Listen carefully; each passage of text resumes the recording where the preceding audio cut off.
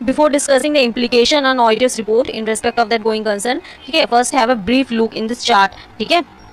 तो इस चार्ट से क्या हो जाएगा, आपको पूरा इससे क्लैरिटी हो जाएगा, ठीक है, कि इसमें मतलब कि क्या कि किस टॉपिक में हम लोग कैसे कैसे इसको पढ़ने वाले हैं, ठीक है। और ये जो है काफ़ी इंपॉर्टेंट है। इससे रिस्पेक्ट में जो है कुछ कंफ्यूजन होता है कि कब मटेरियल अनसर्टेनिटी, वो मुर्ग पैरा जिसको हम लोग शॉर्ट में बोलते हैं, material uncertainty relating to going concern, कब ये पैरा जाता है, कब हम लोग केवल बेसिस ऑफ ओपिनियन जो होता है उसमें एडवर्स डिस्क्लेमर में बताते हैं, कब सेपरेट पैरा हम लोग देते हैं उसमें हम लोग डिस्क्लोज करते हैं। तो ये सब चीज़ का कन्फ्यूजन जो है ये पूरा एकदम जो है क्लियर हो जाएगा, ठीक है। सबसे पहले इम्प्लीकेशन में क्या है, 3 पार्ट में किया, 3 सिचुएशन क्या है कि अगर जो है पहला सिचुएशन ये है कि मैनेजमेंट जो गोइंग कंसर्न जो यूज़ किया है ना, वो बेसिस ही जो है वो काउंटिंग का गोइंग कंसर्न बेसिस का वो इनअप्रोप्रिएट है।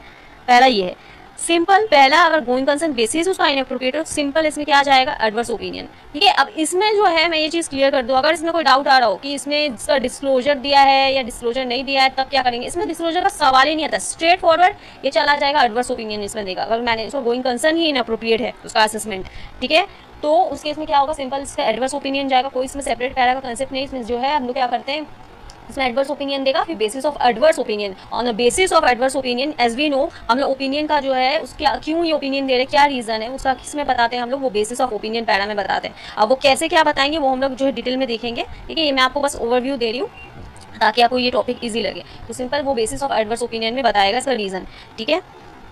अब नेक्स्ट सिचुएशन क्या है कि use of going concern basis of accounting is appropriate but material uncertainty exist कर रही है। गोइंग कंसर्न बेसिस जो वो अकाउंटिंग का वो लगाया जो है मैनेजमेंट, ठीक है, बट यहाँ क्या मटेरियल अनसर्टेनिटी एग्जिस्ट करती है।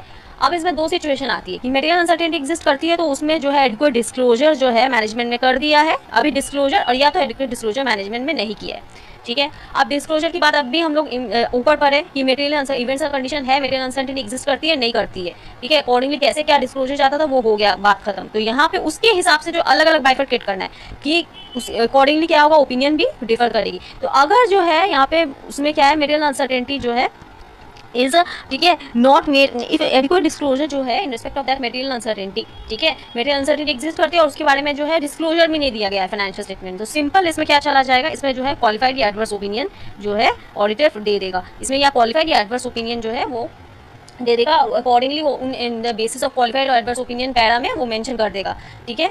बस अब उसके बाद आप क्वेश्चन आएगा कि तो फिर वो मूड वाला पैरा फिर जाएगा कब, मूड वाला पैरा जो है वो एक ही सिचुएशन में जाएगा, वो कब कि देयर एग्जिस्ट इवेंट्स और कंडीशन, ठीक है, मटेरियल अनसर्टेनिटी एग्जिस्ट करती है और उस मटेरियल अनसर्टेनिटी के रिस्पेक्ट में एडिक्वेट डिस्क्लोजर जो है मैनेजमेंट ने अपने फाइनेंशियल स्टेटमेंट में दे दी है, ठीक है, एडिक्वेट डिस्क्लोजर दे दी है। तो उस केसेस में जो है यहाँ पे क्या करना, सेपरेट सेक्शन जाएगा, वहाँ पे क्या होगा। अब इसके रिस्पेक्ट में क्या आपका सवाल आएगा कि क्या इसमें भी क्या वो ओपिनियन अपना वो एडवर्स मॉडिफाई कर देगा, नहीं।